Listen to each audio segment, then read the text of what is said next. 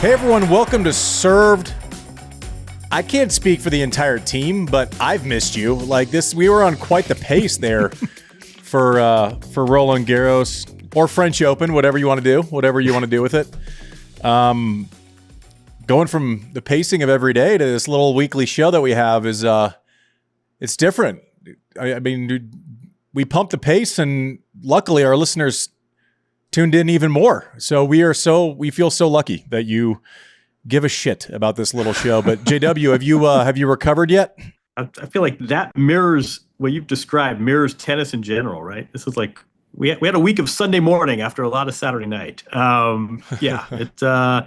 all getting back. But then we look at the calendar and say, shit, Wimbledon starts in 2 weeks. So good. We'll lay low for a little bit, and then we're back on it. But no, I think tennis kind of caught its collective breath last week. Yeah, I mean, listen, Mike's going to get into some headlines there. There was tennis being played. It literally never stops. Women were at Queens for the first time, which is very cool. First time in a long time anyways. My favorite, it could be, if it's not my favorite tournament, it's like right there. The old club, it's just so perfect. That center court there doesn't get much better than Queens Club. But producer Mike, run us through some headlines. Yeah, perfect setup there. We'll start in London, where 37-year-old qualifier Tatjana Maria shocked the field at Queen's Club, defeating number 8 seed Amanda Anisimova 6-4, 6-4 to become the first woman to win Queens since 1973. The last woman to do it, Olga Morozova. Am I saying that right, JW? Playing for the Soviet Union. The mother of 2 is now the oldest WTA title winner since Serena took Auckland back in 2020. She was chopping people too. So, like, if there's no place for someone hitting forehand slices anymore on tours, and the game is going fast the other way, right? You barely see people chipping at all. She was chopping people this week. Like, you watch some of the highlights, forehand slices, backhand slices, little choppy Magoo and rush to the net. It was fun to see variance, right? If this isn't like a suggestion that we should include all surfaces and fast, slow, grass, clay, so that we can include different people who are still deploying the confuse and conquer method. Like, this was really fun watching her. On top of, being 37, on top of being a mother of 2, just stylistically, it was fun to watch. And that's kind of what grass presents. She beat Raducanu too. I mean, these were good wins. This is a quality grass player. I mean, this is someone who was a Wimbledon semifinalist a few years ago. I think we should draw a distinction. Tell me what you think of this.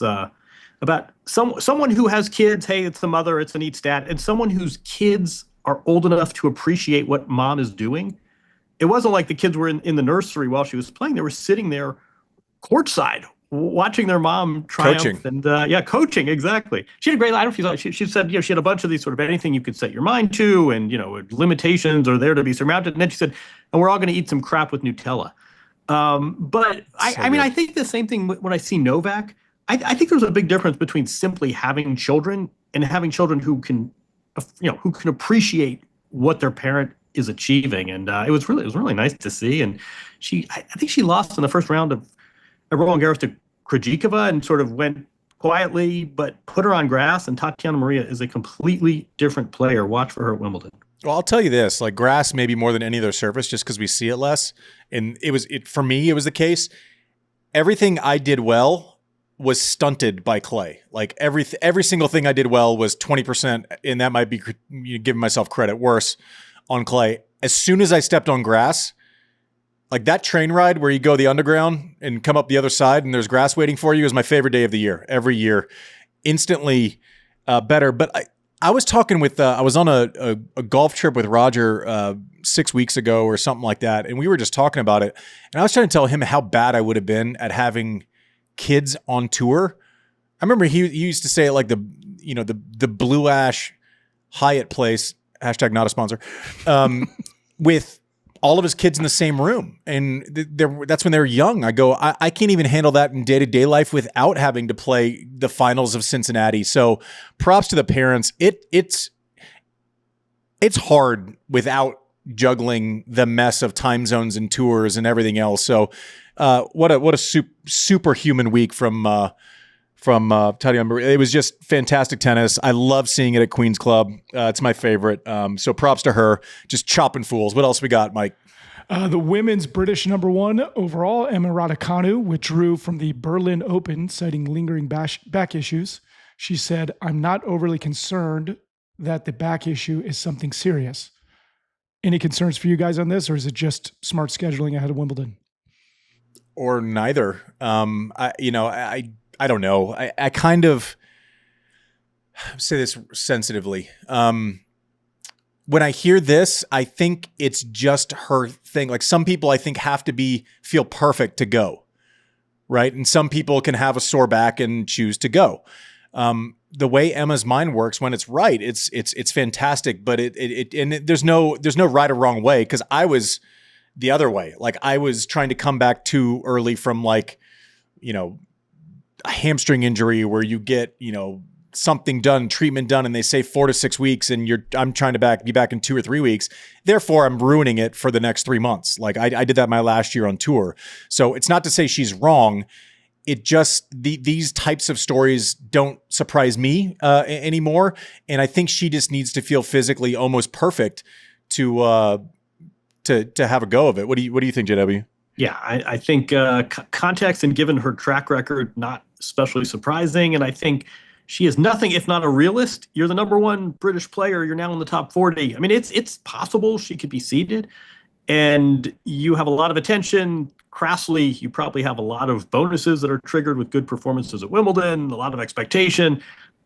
I suppose it's not surprising that she would want to go in feeling a full 100%. But it's nothing like, I mean, this is a major champion. She's obviously hasn't come close to replicating that, but she's had sort of a sneaky good year back in the top 40. Yeah. She's won like 15 matches, and always a dangerous player, good competitor.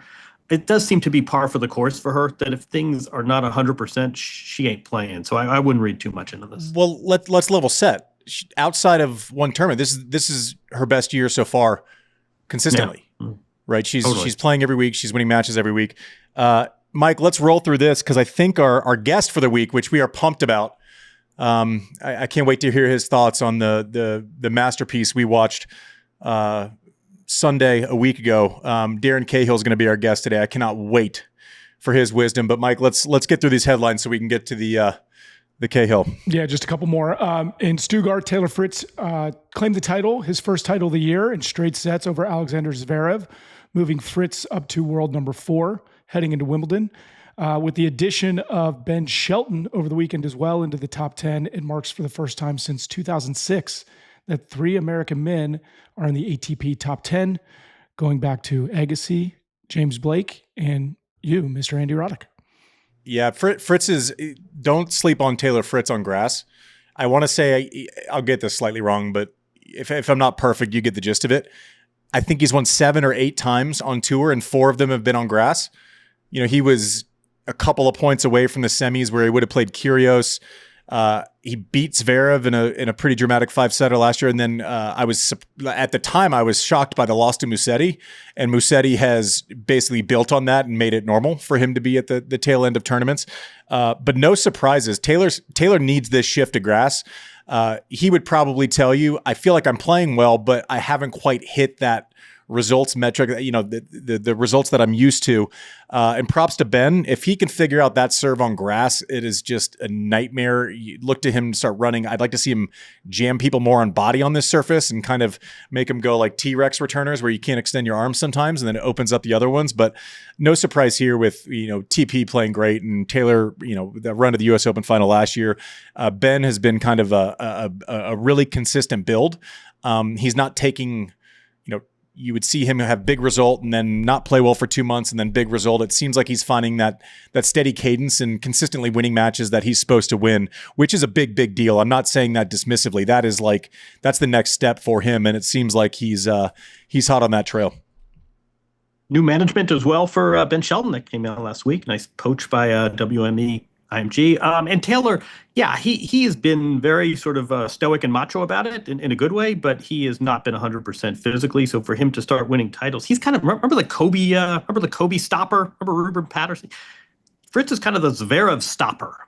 He's really got Zverev's number, beat him, as you said, at Wimbledon last year. I think this is a really good sign. And what you said, if he can get that 4th seed where you are guaranteed not to play a higher ranked opponent until the semis. 4 versus 5 is a big deal. Draper, he and Draper are sort of battling for that position. Keep an eye on that. But no, this is a much needed. I don't know if you saw what he said. Sort of, we're off clay. So Taylor Fritz kind of hit a reset on 2025. Yeah, and Taylor Fritz going into Wimbledon as the number 4 seed is a lot different than Taylor Fritz going into the French Open as the number 4 seed, where we're just guessing on an entire bracket. That's not the case. Taylor is legit good on grass. He could easily be in the last weekend of Wimbledon. Mike, anything else? Or are we breaking before we get the Darren Cahill on the other side? Last one is just even in the loss, Jannik Sinner retained the world number 1 ranking now for 54 consecutive weeks, surpassing Novak Djokovic's reign of 53 weeks. Only 3 players in ATP history have had longer first stints at world number 1. Roger Federer, 237 weeks, Jimmy Connors, 160, and Lleyton Hewitt at 75. Yeah, I mean, he's just so good and so consistent. I mean, coming off of, and we'll get into this with Darren, we don't want to waste too much of our own opinion on it. We just ask his coach, but 3 months off, finals Rome, finals Roland Garros, and I mean, just a heartbreaking loss, but it's hard to say. Like, your respect grows from seeing him come back and just reestablish himself at the top of the game. He's not going anywhere. He's like an algorithm to me. Like, you input, output. I mean, he's just, and by the way, like the speech, I said it in our last week's episode, but it felt so genuine and also so classy. It made me feel worse about myself. Like, he just handled that devastating moment with such class. Not surprising. And that's going to grow. And as great as Carlos is, he's still a little bit more of a heart rate monitor than Jannik Sinner, right? His best is like nothing we've seen. Crazy, combination of all these skill sets of all these monsters.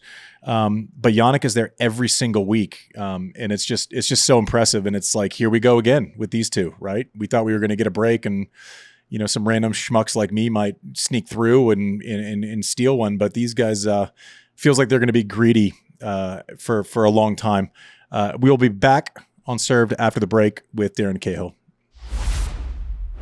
All right, everyone. Welcome back to Served. A guest that I have, a fun part of this show for me is having an excuse to pick the brains of people in tennis that I've long respected. But it's kind of weird if you see him in the players lounge and you just corner him and say, give me 12 minutes of your time. It's a little easier when people are listening also. But coming off of, I know we all are waiting on his thoughts for the masterpiece of a match that Carlos and Jannik played a Sunday ago, and that's before we get into his career as a player and all the people that he's coached, and it's just amazing. And I'm thankful for his time. There's no rest in tennis, so he's right back at it. I think he's in Halle. But Darren Cahill, welcome to Served. Thank you, guys, and thank you for having me on. Absolutely. You're manifesting a little bit with that background. Center court at Wimbledon. You're looking ahead already.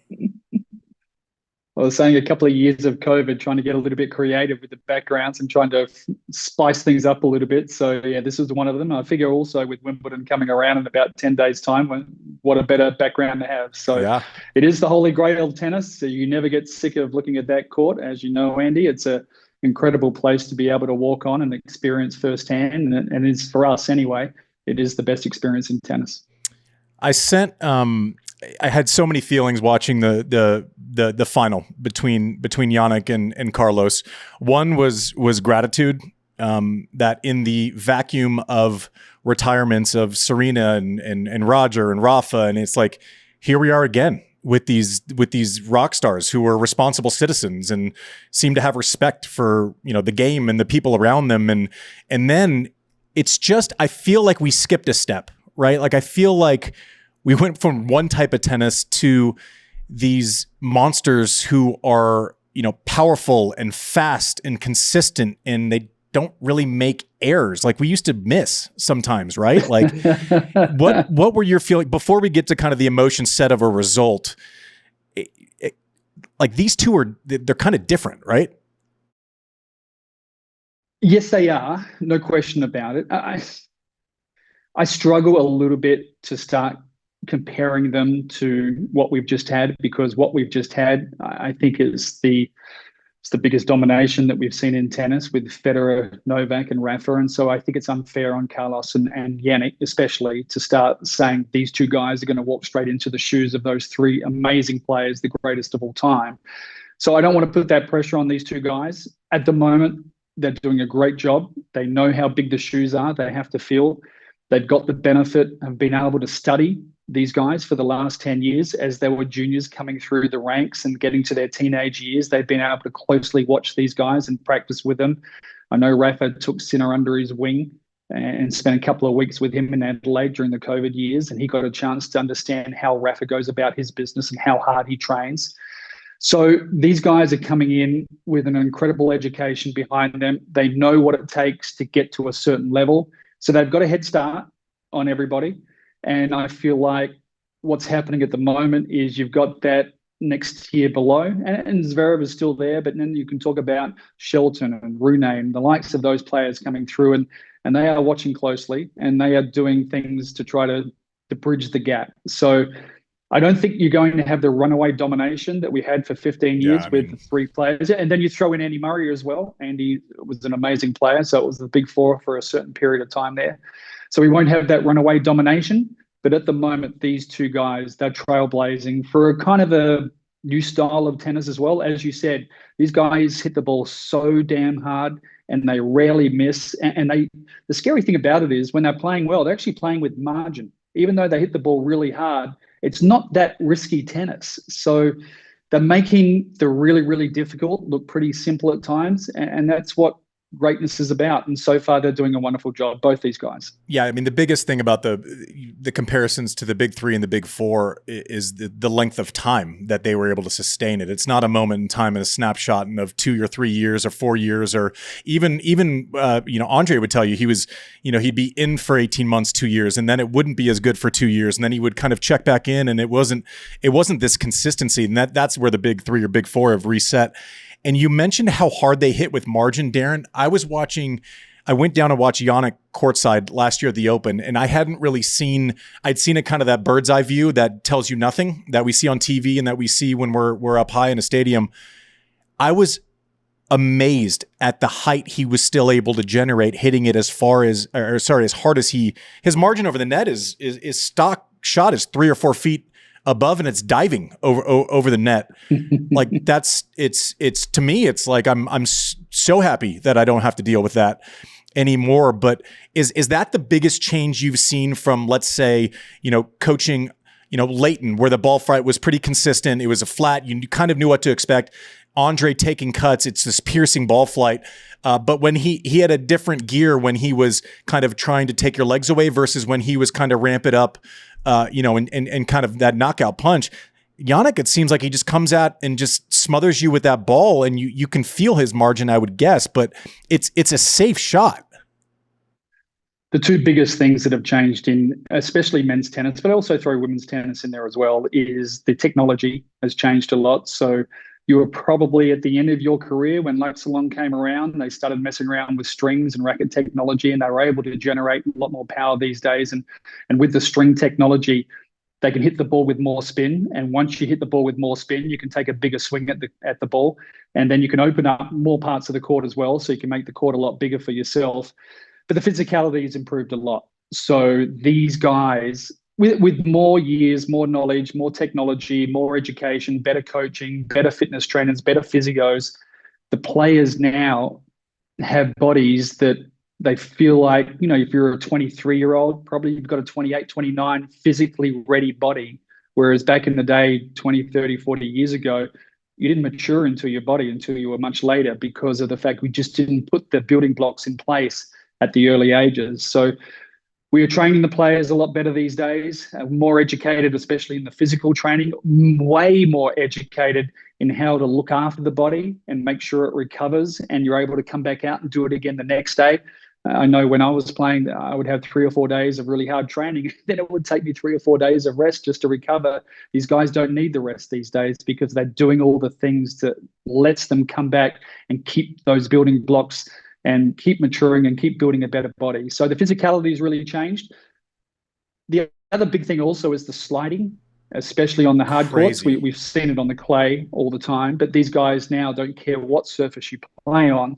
They've incorporated sliding into all their shots. So the getting in and out of the corners are much more efficient than what they used to be, and gone pretty much are the days of the most elegant player that I think's ever played on grass in Roger Federer, who rarely slid on grass. He had those two little quick steps to slow down, and he'd put his full shoe on the ground, stop, then move the other way. These guys are just launching themselves into the corner on a full slide, making contact with the ball, and then in and out of that corner really fast. So the physicality has changed a lot, and the way to move around the tennis court has certainly changed a lot as well. Is that a weird learning curve as a coach when you see something that all of a sudden becomes normal that's completely different than it was 10 years ago? I mean, that has to be like when someone first does it, you're like, well, okay, that's unnecessary. And now it's like, oh no, it's completely necessary. Jannik just played a doubles match out here in Halle. He and Sonigo just lost their doubles, so Jannik wanted to go out and play for another 30 minutes. So we went on to the practice court at the back here, and the first thing he wanted to work on was sliding into the forehand, sliding into the open stance backhand on the grass to get used to it for his match tomorrow, because that's the one thing that worries him the most, is timing the slides on the surface. Because on grass, it's an uneven surface. You don't know how long the slide's going to last. So he wants to get a feel for and get the confidence also to throw that left leg out for the open slide on the back end. So I never did this 10, 15 years ago. So I'm feeding balls just out of reach for him. So he's doing open stance slides on the forehand, crushing forehands, and straight away out of that corner into an open stance slide on the back end to get him ready for tomorrow's match. So yes, the coaching has changed a lot. I would never have done that 10 or 15 years ago, but now it's a must. Give us a profile of Jannik, because I see outside looking in, and I have all the respect in the world for what you all have accomplished, what he is now. But outside looking in, he just reeks of discipline. Like, it seems like if he has a bad day, we're not going to know, right? And he's going to be understated, but it feels like he just, inside of this phenomenal athlete, it feels like he still has that lunch pail mentality a little bit. And the ability to kind of have perspective, even on, what's going to be one of the most painful days of his career, losing that match to Carlos, what he did in the aftermath, and his ability to speak, and it felt full of gratitude, but it kind of, outside looking in, is it as good as advertised as far as discipline? I mean, he almost seems like a robot, or like a piece of computer software or something. It is as good looking from the outside in as what it is from the inside. He's a good young man. I want to call him a kid, because in a lot of ways he's still a young kid, and he does teenage things, and he has a normal life away from the tennis court. But you know what he has? He has great self-awareness. And I think for any great champion in any sport, you have to be self-aware. So you have to know how to handle yourself, how important something is, to be able to deal with disappointment, to not carry on like a pork chop if you win a match, to not be an idiot if you lose a match, to have a way to deal with failure and success pretty much in the same way. Yes, you get a little bit excited if something great happens, but don't get too down if something bad happens. Try to learn from it and move on and get better. And he does all those things. And then you have an incredible work ethic. He has wonderful resilience, and that resilience will be tested after that match in Paris, to how quickly he can move on. And it doesn't matter if he wins or loses his matches in the coming weeks. It's more about how you handle yourself through those moments, and you just keep pushing and keep pressing. And he's willing to do that. And I think more than anything, for these great champions, they have to have purpose, and he has a wonderful purpose as well. And he just loves the sport. He wants to get out there and play for the next 15 years. He's 23 years of age. He can see himself playing when he's 37, 38 years of age. And I don't know about you, but I couldn't do that when I was playing. I was trying to make it to the 30s, and I didn't even give it that long in my career. But these guys have a different perspective now about how long a tennis career can be, because of the legends that have just played it and extended their careers for so long and had so much success. So these young players coming through are investing into their careers at an early age to make sure they get the longevity. And with that, they have great self-awareness. I think Carlos has it as well. I think he's very aware of his surroundings, very aware of his success and his popularity. And Jannik is as well. And all at the same time, he's able to keep his feet on the ground. So what you see from the outside, we had a We were so damn proud of him, regardless of whether he won or lost that match. Obviously, we wanted him to win that match, and we were heartbroken for him not to win it. But you send a player onto the court, the one thing you ask for is for that player to give them everything you have. That's it, as a coach. And he gave us more than that. So when you look at a tennis match, the way it was played, how good it was, how well those two guys competed, no toilet breaks, no physios, no trainers, no complaining, just pure 5.5 hours of brilliant tennis, business-like tennis, great respect between the two players. You can't ask for anything more as a coach. So regardless of the result, I take my hat off to Carlos. He's an amazing young man. We have an incredible respect for him. But believe it or not, I've been with Jannik for over 3 years now. I have more respect for him now after watching that match in the Roland Garros final than I had before that. And that's pretty hard to say that because I know him pretty damn well. So for me, that was the biggest takeaway from that French Open final. Can you say more there? If you're inclined to go there, take us inside the locker room. And I'm interested in what you said, that the fact that there is this self-awareness there, I imagine that's another wrinkle. You can't outwit, you can't sort of fool him into thinking this match was something that it wasn't. What was your message to him after witnessing that and after he came so close? We barely said anything, to be perfectly honest. After the match, clearly there was disappointment. He sat in the locker room for a good 15 or 20 minutes. Each one of us that's in his team came up and gave him a hug. We told him we were really proud of him, proud of his effort. But there's no real time. That's not the perfect time to give him a speech about what we can learn from it. We're going to move on from it. You have to show a little bit of empathy for what he's going through. Sadness, a few tears for everybody. But I got to say, later that night, a few hours later, he wasn't over it. He's never going to be over it. I think a match like that stays with you forever and you try to become better for it. But he has great perspective as to the importance of playing a tennis match compared to real life. And there's much more important things going on. And certainly in his life, there's going to be much more important things than winning or losing a tennis match. And I think that that's where the self-awareness comes from, is that, yes, it was disappointing, but it's just sport. It's just a tennis match. Go out there and have as much fun as you can. And hopefully next time we can turn this around and we'll try to get better from this. I know as athletes, we're trained, we have like our rational thoughts, 3 months out or whatever it is. And then we become psychopaths somewhere along the way where we're constantly like resetting what a good result is.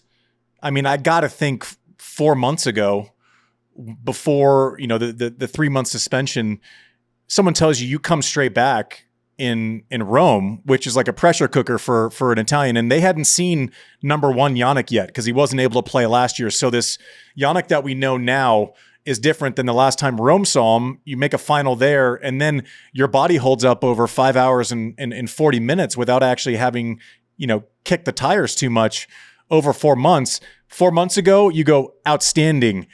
I'm sure in the postmortem of the match, you're going, gosh, if it could have just been a little bit more. At some point, I did tell him, mate, if we going into Rome, because we were just hoping to win 1 or 2 matches in Rome, where we had no idea what was going on. And we had early indications in the practice sessions, because the practice, I won't get into too much detail, but finding practice partners in the practice sessions leading in for the first couple of months during his ban were quite difficult to organize, to get good players, because everything had to be approved through the ITIA.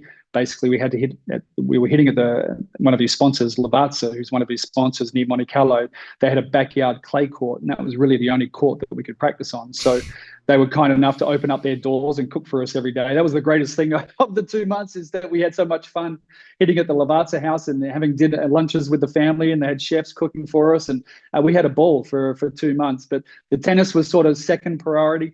The physical training was the biggest priority. And then about 4 weeks before the Italian Open, then we could get serious with a lot of his playing and then start to play a lot more practice sets against better players and get an indication as to where he was going to be.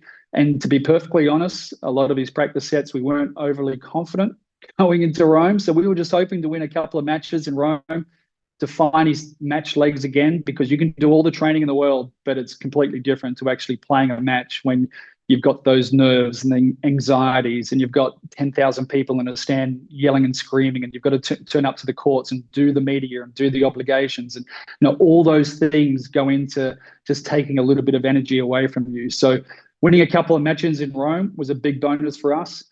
One of the big things about Jannik is that he constantly surprises us all the time. Not just with his level, but with his maturity and the way he goes about things. But because he's constantly surprising us, it's kind of the normal for us now. So the fact that when we got to Roland Garros, he had a great tournament in Rome. Our expectations inside his team went up for sure, because we knew deep down that maybe he needed a little bit of help with the draw. If we get through those first couple of matches, then anything could happen. So once he got his teeth into the tournament at Roland Garros, no, we weren't that surprised because we know what level he's capable of playing at. But to be able to hold that level for 5.5 hours in the final of the French, again, that was it's something that's become normal from within his team, is that he continually surprises us and shows us new things that we weren't ready for. One of my favorite things is when you watch people in their transformation, like when they become great, which at this point, and not meaning like not every conversation has to your point earlier, has to end with a comparison to, the three greatest on the men's side that have ever played. But we are watching these two become great in real time. They're probably already there. And now we have that signature match, but the process of I hope that doesn't get lost in the adoration for this match. But you talk about those little wins in the body and the physicality. Last year in their match in the 5-setter, they were both cramping a little bit, or at least teasing it. You could see hands starting to turn into claws and stuff, which is normally the telltale sign. It's like when someone pinky starts going, a little wobbly, it's like the hamstring's coming next. But even last year compared to this year with both of them, with the physicality, is that, and the answer could be yes. So this could be a bad question. I'm still getting used to doing this, but is that, obviously it's mental, but is it pacing in a match? Is it physicality? Is it diet? Is it what do you attribute this progress to? Or is it just learnings and then you do it differently?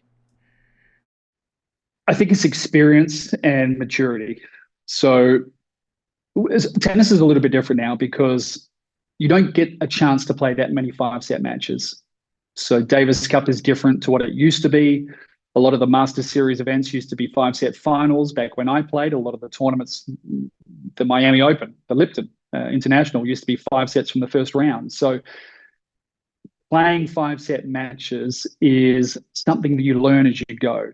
And I think you can look back to the US Open when these guys played, 2.5 years ago at the US Open, and it was 5 sets there as well. Both guys were cramping through that match.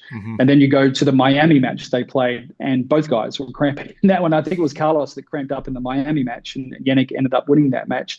And then Carlos cramped up in the match against Novak, a couple of years ago at the French as well. So he's now getting more used to playing 5-set matches. And I don't think it's the physicality or the length of the match.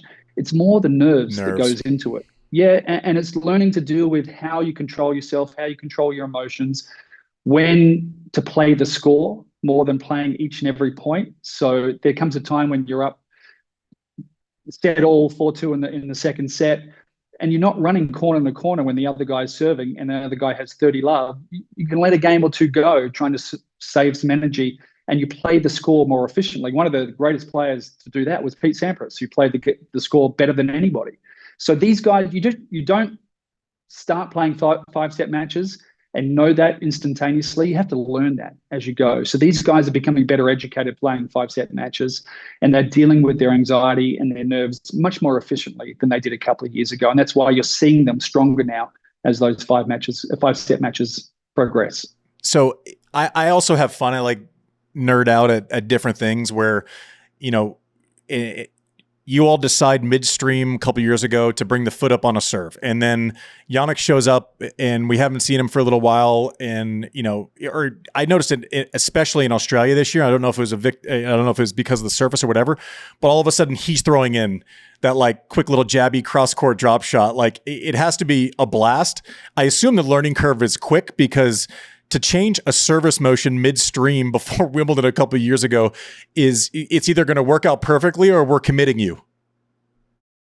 Well, one of the great things about him is he wants to try new things. And I don't think you see that too much with a young player that's already around the top 10. So we came in, he was coached by Riccardo Piatti, who did an amazing job for years and years and got him inside the top 10. And when Simone Vagnozzi and myself started, Simone started a little bit before me.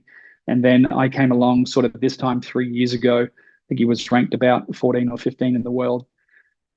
We knew how good he already was, but against the best players in the world, he got exposed because he played a similar type of shot, similar type of ball all the time. And what would happen is he'd be fine, he'd start matches fine, but as the match would progress, he'd actually play his opponent into form. They would get used to his ball. And then there was no variation. So one of the things we sat down with is that, okay, you can stay where you are. You can continue to get a little bit better and doing what you're doing. And you're probably going to end up, around that 6 to 12 mark for the next 10 years.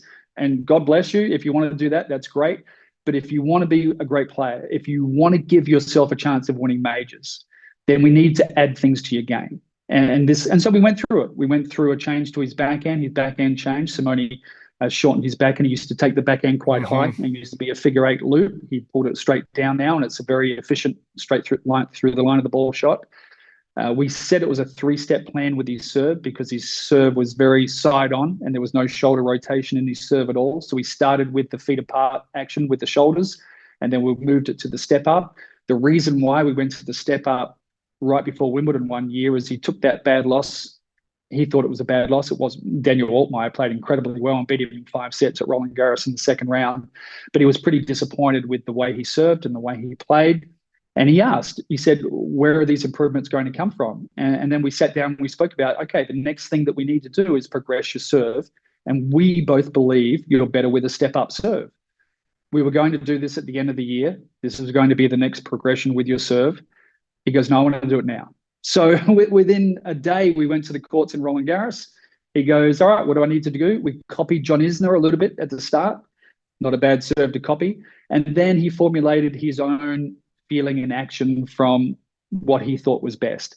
But as soon as he went to the step-up serve, we could see that there was improvements to be made, and he felt much more comfortable doing it.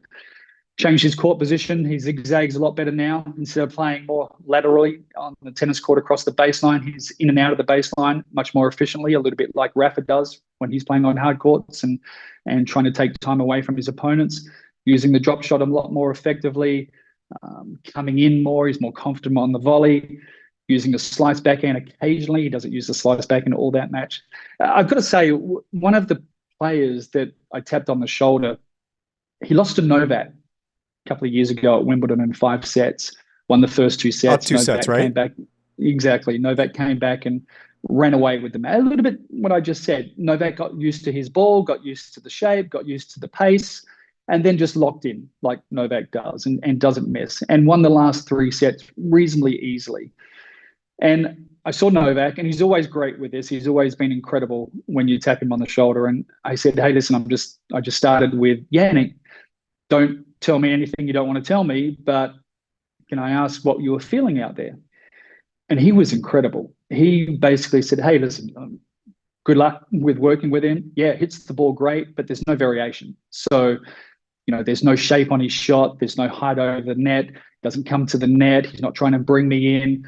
I know that he returns well, but he's not attacking my serve on the return of serve. So he went through his whole game and broke it down. And it wasn't like it was revelations to what we didn't know about Jannik and what we were trying to change in his game. But when you take that conversation and sit down with a young man like Jannik Sinner and say, hey, listen, I just spoke to Novak and this is what he thinks, that leaves a big impression on a young player. So for Jannik, it's right. Give it to me. Let's start doing these changes. And again, I give Simone a lot of credit because Simone went through it piece by piece, and together he's been willing to make a lot of changes to his game. And that's where you see the evolution of his game now, going from a guy that had all sorts of trouble playing Medvedev, and he still struggles to play Daniil Medvedev, but he's found a way to use his finishing skills, to find different ways to win points. He doesn't rely on just thumping forehands and backhands now to win points. He can still do that, but you've got to find different ways to win tennis points, to put some confusion on the other side of the court. Because if your opponent is not confused about what's going on, they're probably going to beat you. And you've got to try to find ways to put some doubt in your opponent's mind. And I think he does that a lot better now. Can I ask you a personal question before we get back to that?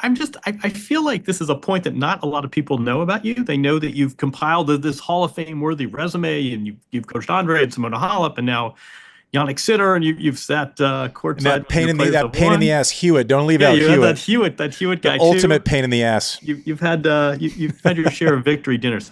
I don't think that people realize that you effectively entered the family business. I was late to the party to learn this too. Andy, did you? His father is sort of the John Wooden / Vince Lombardi of Aussie rules football, and it's not something I've heard you talk about much, but I was fascinated by that, and I wondered if you could talk a little bit about your dad and what you incorporate from him, because this is one of the towering coaches of a team sport, and now you've done the same in an individual sport. I've been trying to jump out of my dad's shadow for 59 years. I don't want to talk about it. Get back in there. No. I wouldn't even know where to start with this, because for me, I grew up in an Australian rules football family. My dad's a Port Adelaide Football Club legend. At some point, he held the all-time games record, games played.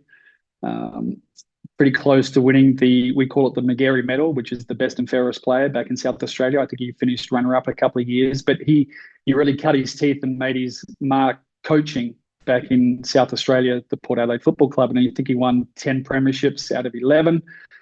Back then, the league was pretty close. You had two leagues back there, the VFL, the Victorian Football League, and the South Australian National Football League. And the winning teams quite often would play against each other to see who was the best team in Australia. And quite often South Australia would win that. So he was, he's still regarded as a legend back home. I can walk around South Australia, no one knows who in the hell I am, but they certainly know who he is. And I'm really proud of that. And I think it's helped me a lot. A lot of my coaching is based around the way that he coached his football teams. And I think it starts with good communication. I think it starts also with understanding your player and the differences between coaching different players. You can't coach two players the same way.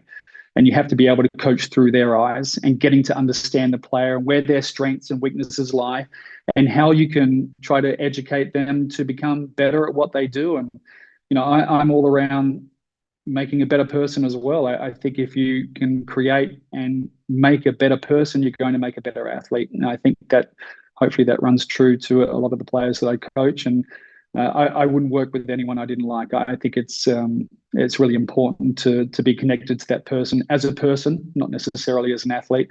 And I've been really thankful and lucky that I've been able to work with great people. And that's what my dad did as well. He surrounded himself with good people and made sure that they gave him the truth and that he was always trying to get better. Even now, he's still sending me text messages about how I keep improving Jannik and why is his serve suck and how come he's not taking that forehand and going to the net. So he's an expert in tennis as well and certainly an expert in football. But I have nothing but admiration and pride in being a Cahill and being his son, because he's been a trailblazer for me, that's for sure. How much did you learn? Because I can watch a match and I can know what's going on, and I can talk about it and I can see it and I can feel it when I'm playing. But the thing I struggle with if people come in for a couple, 3 days is the amount of things I want to say. How much is too much? When do you say it? That's the piece of coaching that I think separates the great coaches like yourself and others against people that just really know the game. But talk about the when and the how of delivering information and how important that is to coaching. So the first 6 weeks that I spent with Andre, I remember he played you in one of those tournaments as well in San Jose. So I just started in 2002. We did a trial for 6 weeks. I didn't tell him anything for 6 weeks. Basically, I just asked him questions. I got to know him. I tried to get a feel for how he saw the game. I have a great story about you, actually. So clearly he brought me in to give a bit of insight also about Lleyton Hewitt. So Lleyton was number one at the world at that point, and he figured that if he was ever going to win a major again, that he would have to go through Hewitt at some stage. So he was fascinated with Lleyton and the way he played. So he wanted to see tennis through his eyes. So we spent a lot of time talking about Lleyton, of course, but I have a story about you because I think he played you in San Jose in the quarterfinals. A beating. So beat me. We talk about his first two opponents. We do a bit of a game plan and talk about their strengths and weaknesses, and we wouldn't go too deep. And then on the car ride from Tiburon to San Jose, it was a long car ride. I brought up the conversation about you, and I said, all right, we've got Andy Roddick now. Let's talk about Andy's game. He said, it's okay. I got this one covered. And I said, really? There's a lot to know about Andy. You know, you played him. I'm not sure if you'd lost to him or you'd beaten him at that point or whatever. He goes, no. So here's what's going to happen. Andy's going to hit me this cheesy little serve out wide first point of the match because he wants to be able to hit that one and get away with it. And I'm going to step over there and I'm going to thump this forehand 1,000,000 miles an hour and scare the life out of him so he never hits that again throughout the entire match. And I want him hitting it down the middle of the court to my backhand because I don't want to have to be broken open in the court. So he's going to then go down the middle on the juice court every single time because he's going to be scared of that cheesy wide serve. And then I'm going to get in the point and hopefully find his backhand, open the forehand out a little bit, and then every now and then smack into his backhand and even sneak into the net a little bit. But no, I got this one covered. So no, we're good. And so I think, what was it, like 4-3? I think it was. No, pretty easy. Darren, you don't know how much credit you're giving me with that score line. It was 3-1, and I don't think it was that close. It was. Yeah, he played well. Everything that you said happened for like for an hour and 12 minutes. That's exactly what was happening. He said it. He said it all. He knew exactly, and this is how great and how deep his mind is. He knew exactly how that match was going to play out. So you asked the question about how much coaching goes into the first period, and that's why it's difficult for coaches that come in for a couple of days. And the players pick the brains of coaches for a couple of days, because for the first 6 weeks, I barely said anything to him about his game. It was about getting to know him.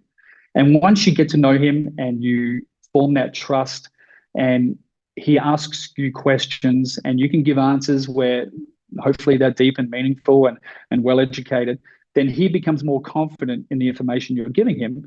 And then you can start to work on the plan about becoming a better tennis player. So yes, it's difficult. If you're a consultant coach that's coming in for a week here and a week there, I struggle with that because it's tough, because the player needs time to be able to take your information, then go away and work on it, and they're never going to believe it until they feel it.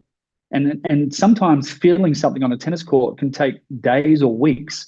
So my advice for a lot of the consultant coaches is less is best. Pick 2 or 3 things that you think is really important to that player becoming better, and then give them that information, and then follow up with how things are going, what little tweaks might be able to be made.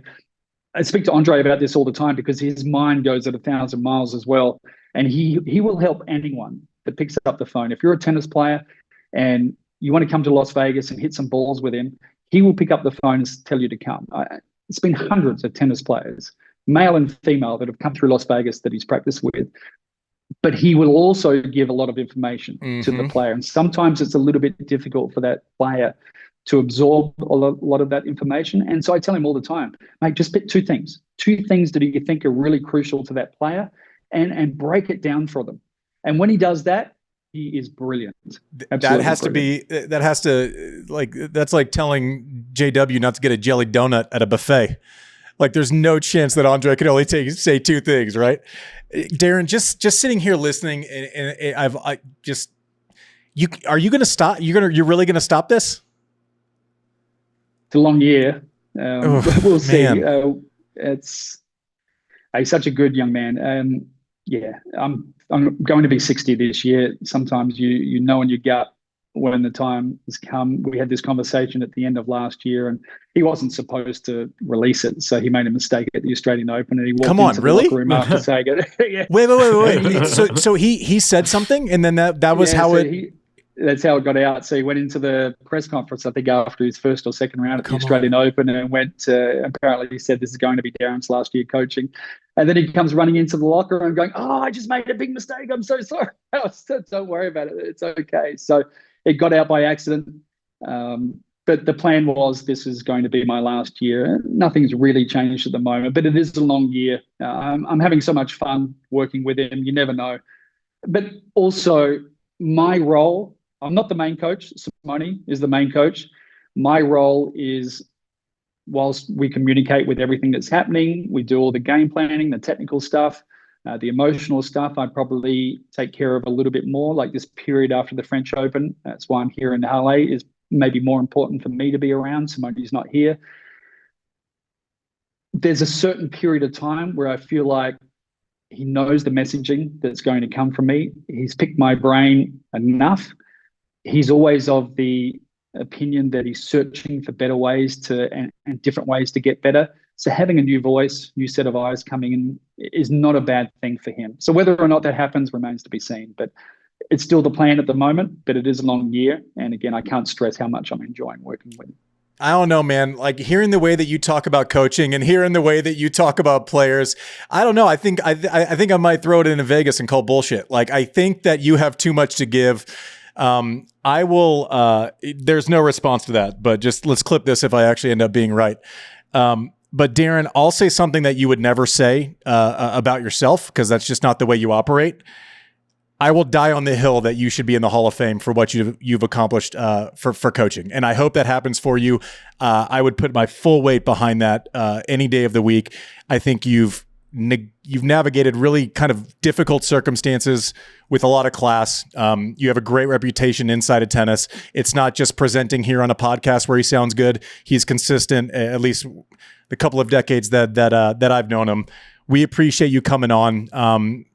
What a performance in Roland Garros. I hope that Jannik, it sounds like he does, has some perspective about what they did. It was just fantastic. And all the luck with the new chess match on grass these next couple of weeks. Thank you, guys. Always a pleasure. Love your podcast. And thank you for having me on. And thanks for your kind words as well. I really appreciate it. Cheers, Killer. Thank you. Beauty, guys. All right. Welcome back to Serve. That was awesome. It was great.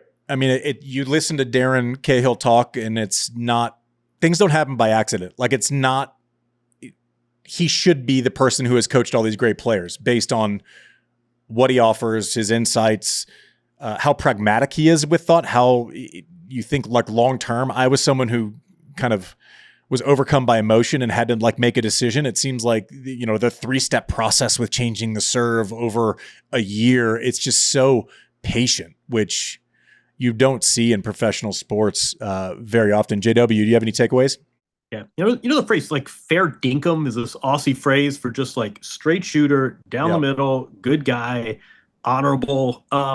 There are some coaches in tennis, you talk to them and you understand why they're coaches and why they are former coaches. That's not him. You talk to him and you say, boy, anyone who is working with him is lucky. And I think, I visited with him in Monte Carlo last month when Jannik Sinner was in a much different place. And I realized how much of there's an element of father-son to that relationship. It's really not forehands and backhands. And they've navigated a lot in the last 9 months or so. And here they are. And yeah, it's a stinging defeat to come within a point of winning a major and not getting the deal done. But I think big picture, they both have so much perspective. You don't worry about this train going off the tracks. And I think we got to, you hear sometimes in commentary is one thing, but you have a conversation like that. I think you really understand what makes him the coach he is. And what you said, at some point, there are enough data points that you can make statements like you belong in the Hall of Fame. It ain't a fluke. He does. 30 years. And I don't think you'd find much debate there. Yeah, I mean, if he doesn't if he doesn't belong in the Hall of Fame, then I don't even know why we have a coaching, like why we allow it, because it's just that's an automatic, at least in my mind. And it's not like as if it happened once or even with one player, right? Someone has a great coach and it's like one time, it's repeated with a bunch of different players, male, female, over and over again, different personalities. Like Andre is nothing like Jannik, right? Who's nothing like Lleyton, who's nothing like so it just. It really does kind of expose, kind of greatness in the coaching realm. He should be in. We'll see if that gains any traction, but in my opinion, he should. I should have asked him, Mike, producer Mike. You know what I should have asked him? What? Just to really fucking ruin everything. I should have asked him if he thought tennis players were the best athletes in the world. Yeah, seriously. Who would have that discussion? Yeah, no one's cared about that comment at all. Dude, what? So I'm dark. I'm not on social. I'm not on anything. I do our little show. But when I start getting texts from people who aren't really like, they're not tennis people, they're like other friends, and they're like sending me clips of the show. I'm like, what's going on, Mike? What happened? Are we in trouble? I know, especially when you show up in like Gilbert Arenas' podcast with our friend Josiah. And I was like, oh man, we really crossed over, which that was a great debate. I enjoyed that one. Go check it out if you want. I didn't even see it. I just saw, we were messing around with the Chuckers Club and seeing like, we don't have enough time. And obviously Darren is going to take precedent over any of our stupid little self-indulgent show stuff. But like, I think we should put out like a hidden show just for the Chuckers where we just read. I told Social Soviet to start taking a catalog because I don't see the responses, a catalog of like the meanest things that people were saying. And maybe we just do a response show just for fun. Yeah, let's do it. I like that. Put out like a little secret show. The brunt of the commentary. just walk the plank. Yeah, just walk the plank. Yeah. Other news that I want to kind of get to a little bit before we say see you next week. JW, you got a documentary coming out tomorrow, Surviving Ohio State. What do we got? Good soldiering. This is not the feel good hit of the summer, but this is great marketing. This is a documentary based on a story I wrote about a sexual assault scandal at Ohio State that persists.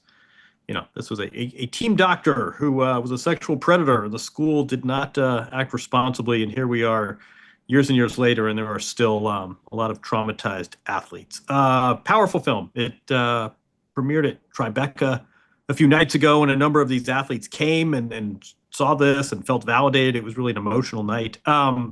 Strong, powerful film. Eva Orner is the director. George Clooney is one of the producers.